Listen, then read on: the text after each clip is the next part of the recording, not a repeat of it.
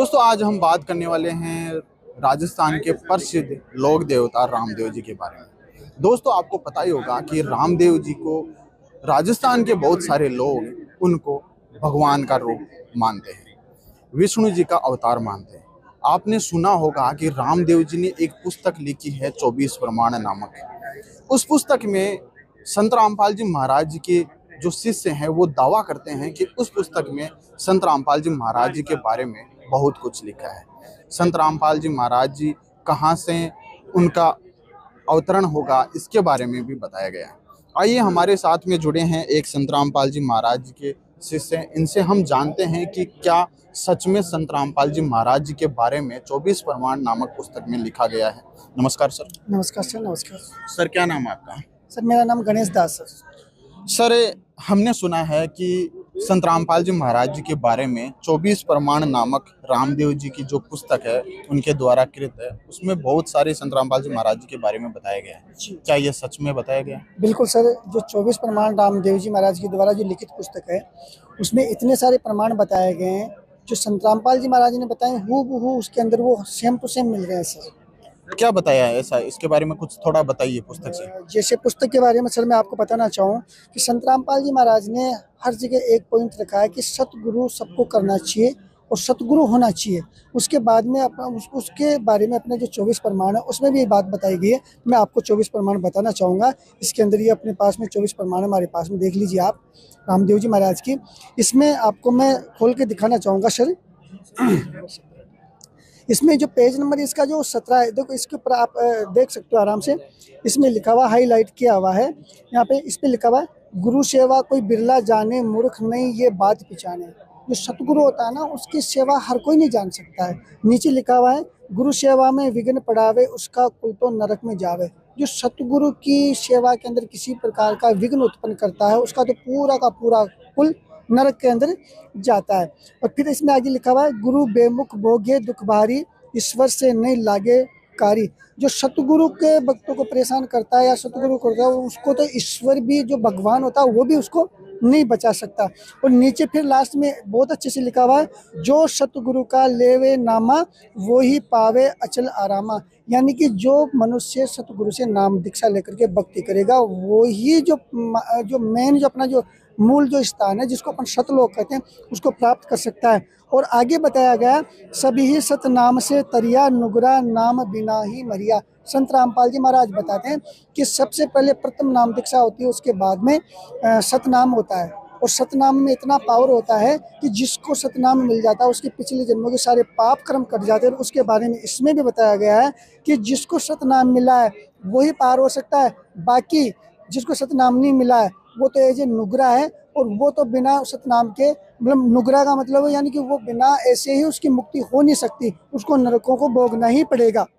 और फिर अपन अगर इसमें आगे देखते हैं सर, पेज नंबर इसके ऊपर 18, इसमें देखो साफ साफ लिखा हुआ है जम का दूत नेड़ा नहीं आवे, जा सतगुरु का नाम सुनावे, जो सतगुरु की सेवा करते डाकण भूत प्रेत सब डरते। यानी कि जो सतगुरु की शरण में होता है ना उसके परिवार के आसपास किसी भी प्रकार की जो भूत प्रेत जितनी भी विपदाएं होती है वो उसके पास में नहीं आती है।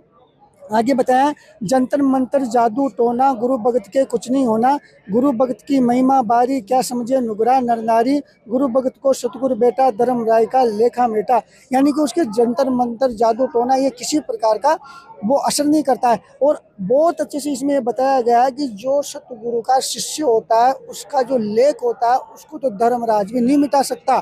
आगे इसमें एक चीज़ और बताइए कि सतगुरु भक्त सतलोक सिधावे, धर्मराय जी सामा आवे, गुरु भक्त सबका सिर ताज, उसका सब देवा पर राज। यानी कि जो सतगुरु की शरण में होता है उसको तो धर्मराज खुद लेने के लिए आता है।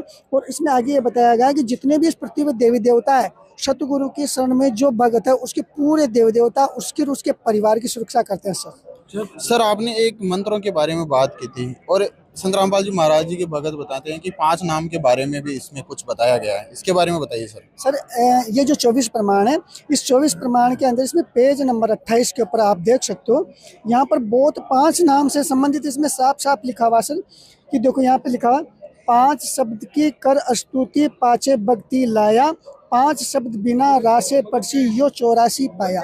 यानी कि जब तक इंसान को सतगुरु से 5 नाम का 5 जो मंत्र होते हैं उनका जाप नहीं मिलेगा, तब तक उसकी ये लक 84 नहीं छूटेगी। अपने शरीर के अंदर संत रामपाल जी महाराज ने साफ साफ प्रमाणित सहित बताया, अपने शरीर के अंदर 5 कमल है। उसमें एक कमल के अंदर ब्रह्मा अपनी पत्नी के साथ में बैठे हैं, विष्णु जी दूसरे कमल में अपने पत्नी के साथ बैठे हुए हैं, और भगवान शंकर अपनी पत्नी के साथ तीसरे कमल में बैठे हुए हैं। एक कमल के अंदर माता दुर्गा जो है वो बैठी हुई है, एक कमल में गणेश जी बैठे हुए हैं। ये 5 कमल हो गए, ये 5 ही देवता मुख्य हैं। जब तक इन 5 देवताओं के 5 मंत्र बराबर रूप से एक कोर्स के रूप में अपन नहीं करेंगे, तब तक वो इंसान इस लक 84 से पार नहीं हो सकता। ये प्रमाण अपने इस जो 24 प्रमाण है इस पुस्तक के अंदर बताया गया है सर। सर आप ये मंत्रों के बारे में बात करते हैं, लेकिन कौन सा गुरु हो जिससे ये मंत्र लिए जा सकते हैं, इसके बारे में भी इस पुस्तक के कुछ लिखा है या कुछ बताया गया है? बताइए सर। देखिए सर, इस पुस्तक के बारे इसी पुस्तक में गुरु है उसके बारे में साफ साफ बताया गया है। इसमें पेज नंबर 65 के ऊपर है सर, आपको दिखाना चाहूँगा मैं। पेज नंबर ये 65 आ गया सर।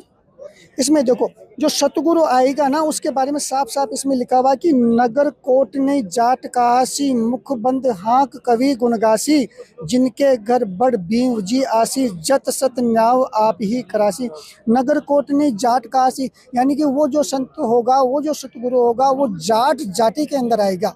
और वर्तमान में संत रामपाल जी महाराज एक जाति जो उनकी वो जाट ही है, और वो कवि का मतलब है यहाँ कबीर देव जी से लिया गया है, और एक कवि के रूप में कबीर देव जी के वो गुण गा रहे हैं। हर जगह ये बता रहे हैं कबीर परमात्मा की वो भक्ति बता रहे हैं। और नीचे साहब इसमें और भी नीचे लिखा हुआ कि सारी की सारी जितने भी यहाँ पर ये सब के सब उसके गुण गाएंगे, कबीर परमात्मा के गुण गाएंगे, और कबीर परमात्मा की भक्ति करने के बाद में इस जीव को यहाँ से मुक्ति मिल सकती है सर। सर हम आपसे ये जानना चाहते हैं कि अगर मान लो रामदेव जी ने सतगुरु के बारे में बताया गया है, लेकिन फिर भी उनके मंदिर बने हुए हैं, वहाँ पे पुजारी है और वो सभी को वहाँ पे बुलाने के लिए आह्वान करते रहते हैं, तो फिर उसके बारे में बताइए सर। देखिए सर, मंदिर तो हिंदुस्तान में नहीं ऑल वर्ल्ड में हर जगह बने हुए हैं, लेकिन ये जो रामदेव जी की जो 24 प्रमाण है ये उनके बारे में बहुत कुछ कहती है, और ये प्रमाण से आज अपन देख भी सकते हैं। इसमें पढ़ने से पहले मैं आपको ये चीज़ बताना चाहूँगा कि जहाँ भी मंदिर बने हुए हैं वहाँ पर जितने भी पुजारी उनकी सेवा कर रहे हैं, उनका परिवार आज दिन तक मेरी नज़र में तो मैंने कहीं सुखी नहीं देखा। हाँ, हो सकता है उनके पास पैसा बहुत कुछ आ रहा है, सारी संपत्ति है, लेकिन वो कहीं ना कहीं आंतरिक रूप से मानसिक रूप से परेशान है। और उसका प्रमाण ये भी कहती है, इस पुस्तक में भी साफ साफ लिखा हुआ है, मैं आपको पढ़ के सुनाना चाहूँगा सर, कि देवा का भोग पुजारी खावे, देवा का भोग पुजारी खावे, वंश समेत जड़ा मूल से जावे। जो देवताओं का भोग खाता है, जो पुजारी देवताओं के ऊपर चढ़ाया गया भोग प्रसाद को खाता है, उसका वंश तो जड़ मूल से ही खत्म हो जाता है। ये रामदेव जी ने साफ साफ लिखा हुआ है। और नीचे और बताया गया है कि दीनों दान गरा में राखे, जिनकी वस्तु किस विध पाके। और जो दान मंदिरों के अंदर दिया जाता है देवताओं के नाम पर, उनको ये पुजारी घर पे ले जाते हैं, उनकी तो बहुत बुरी कंडीशन बताई गई है। तो रामदेव जी भी इस चीज़ के लिए मना कर रहे हैं, लेकिन आज संत रामपाल जी महाराज भी ये की बात पे जोर दे रहे हैं कि जो भी जितने भी जो मंदिर वगैरह जहाँ भी अपन ये सारे कर रहे हैं, ये गलत साधना है, इसको अपने को नहीं करना चाहिए। और उसको ये 24 प्रमाण भी बताती है सर। लेकिन सर जैसा कि आपने मंदिरों के बारे में बता दिया, पुजारी के बारे में बता दिया, लेकिन अभी व्रत भी करते हैं, ब्राह्मण जो भी होते हैं वो सभी पंडित, वो सभी व्रत करने के लिए प्रेरित करते हैं, तो उसके बारे में आप क्या कहना चाहते हो? इस पुस्तक में ऐसा कुछ लिखा है? देखिए सर, इसके अंदर सब कुछ दिया गया है। जो आज पूरी दुनिया सारी जितनी भी बहनें इस धरती के ऊपर मौजूद है, चाहे वो बेटी के रूप में हो, चाहे वो पत्नी के रूप में हो, चाहे वो माँ के रूप में हो, सब व्रत कर रही है। और व्रत करने के पीछे एक ही उद्देश्य इनको बताया गया है, जो हमारे समाज का मार्गदर्शन करते थे, जिनको अपन आज एक ब्राह्मण समाज के नाम से जानते हैं। वो ये कहते थे कि व्रत करने से आपको मुक्ति मिलेगी, आपको ये लाभ होगा, वो लाभ होगा। और इन व्रतों के अंदर जो एकादशी है उसका व्रत सबसे इम्पोर्टेंट बताया गया है। लेकिन उसके विरोध में ये जो संत रामपाल जी महाराज ने भी काफ़ी सारी चीज़ें बताई हैं। और ये जो 24 प्रमाण है ये आपको दिखाते हैं, ये क्या करिए। इसमें साफ लिखा हुआ कि 11 राखो गाड से प्रत्यक्ष जापे काल, व्रत करे भूखा मरे जीव पड़े जंजाल। जो 11 का व्रत करता है उसको ये काल भगवान, वो 11 का व्रत चाहे कितना ही करे, लाख बार करोड़ बार, तो भी ये काल भगवान उसको नहीं छोड़ेगा। ये काल भगवान उसको लेकर के जाएगा। काल भगवान के सामने 11 का व्रत कोई महत्व नहीं रखता। वो नीचे लिखा है कि व्रत करे भूखा मरे जीव परे जंजाल। व्रत करने से जीव भूखा रहेगा, परेशान होगा।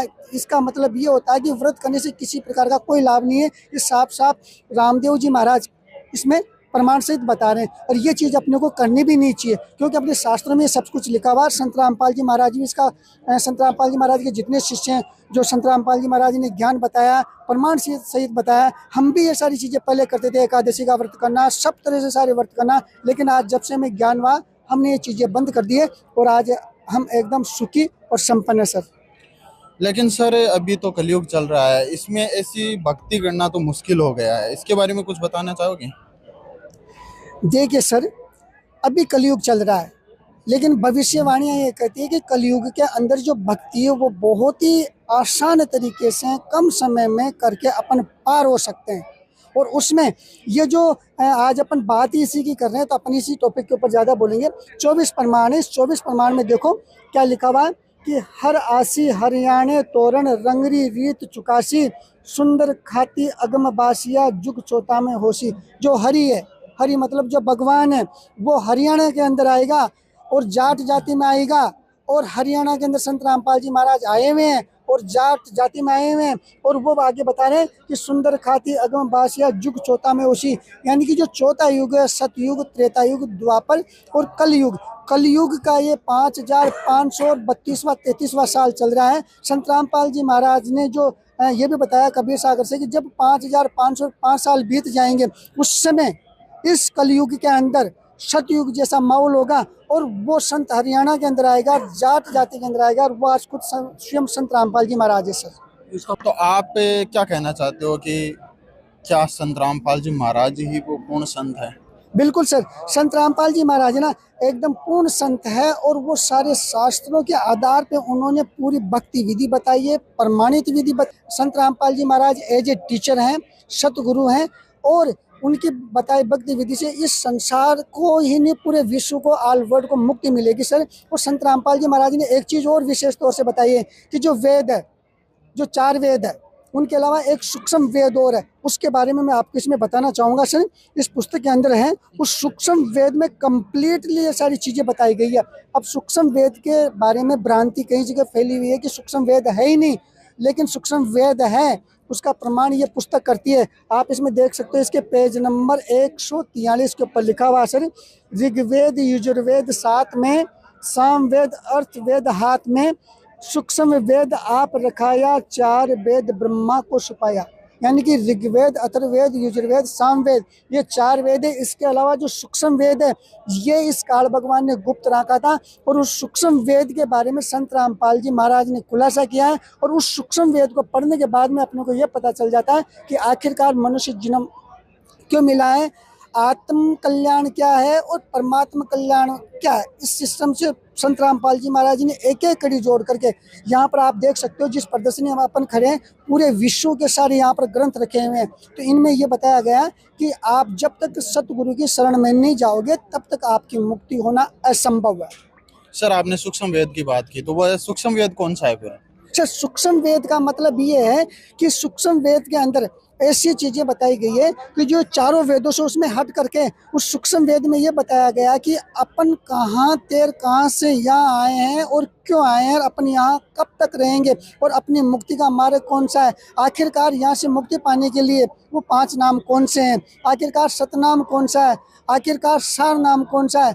जो संत प्रथम नाम के साथ में 5 मंत्रों का जो जाप बताएंगे, उसके बाद में सतनाम बताएंगे, जो सार नाम बताएंगे, वो इस सच्चा संत है। इनके बारे में डिटेल से कबीर सागर में साफ साफ लिखा हुआ है सर।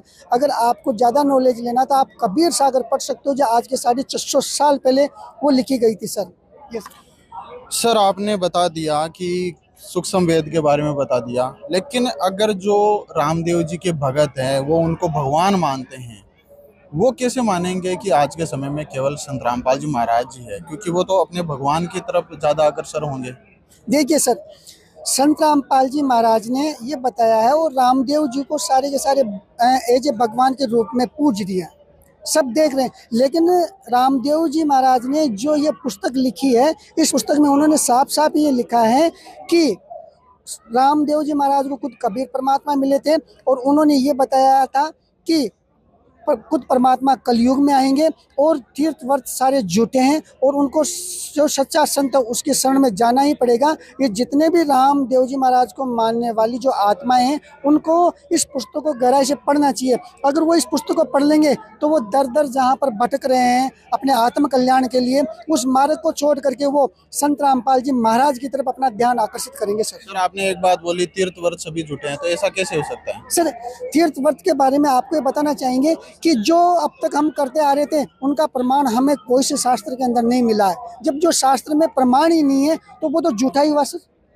अगर शास्त्र में कोई प्रमाण मिलता है तो उसको हम सच मानते हैं। और ये जो शास्त्र हैं ये संत रामपाल जी महाराज ने नहीं लिखे, ये तो युगों पहले लिखे हुए हैं और आज हम पूरा समाज इसका मार्गदर्शन लेकर के हम आगे बढ़ते हैं। हमने पहले इनको खोल करके नहीं देखा था, लेकिन आज हमने इनको खोल करके देख लिया। इनको खोलने के बाद में पता चला है कि हम जो रास्ता हमने चूज कर रखा था वो एकदम रॉन्ग था, गलत था और आज हम सही डायरेक्शन के अंदर संत रामपाल जी महाराज के माध्यम से, वो हमारे सच्चे गुरु हैं और उनके माध्यम से आज हमने सही दिशा चूज की है सर।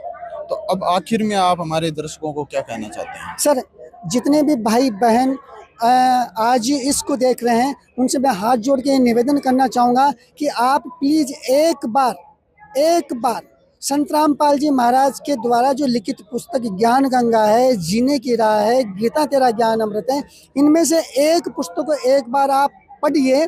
उसके अंदर मुश्किल से 250 से 300 पेज है, उसमें हर प्रमाण को बहुत ही अच्छे तरीके से बताया गया। जब आप इसको पढ़ेंगे तो आप वेदों को देखेंगे, पुराणों को देखेंगे और पुराणों में जब वो बात सत्य मिलेगी तो आपको ये पता चल जाएगा कि अपन कौन सी तरफ जा रहे हैं और रास्ता कौन सा सही है सर। तो निवेदन ये रहेगा कि उनको पढ़ने के बाद में जब उनको लगे कि हाँ आखिरकार संत रामपाल जी महाराज जी सच्चे संत हैं, तो अपनी एक श्वास को गवाए बिना उनको तुरंत संत रामपाल जी महाराज का जो रास्ता बताया गया है, जिनके ये सच्चे गुरु हैं, इनकी शरण में आकर के अपनी मुक्ति करवानी चाहिए सर। अपने शास्त्रों को एक बार जरूर देखना चाहिए। सारे के सारे इंसान, सारी जनता आज पढ़ी लिखी है, आज किसी को कोई मूर्ख नहीं बना सकता। तो आप एक बार प्लीज़ हमारा निवेदन है ये प्रमाण देखिए और अपने आप को तोलिए कि आखिरकार हम कौन सी दिशा के अंदर जा रहे हैं सर। धन्यवाद सर। Thank you sir. तो जैसा कि दर्शकों आपने देखा कि जो भी आज के समय में जो भी भ्रांतियां थी संत रामपाल जी महाराज जी को लेकर के 24 प्रमाण में ये लिखा है, आज हमने यहाँ पर पूरा प्रूफ सहित यहाँ पे बताया है कि जो भी संत रामपाल जी महाराज जी के बारे में बताया है वो एकदम प्रूफ सहित है। बने रहिए ऐसे न्यूज के साथ। भी योगेश कुमार, धन्यवाद।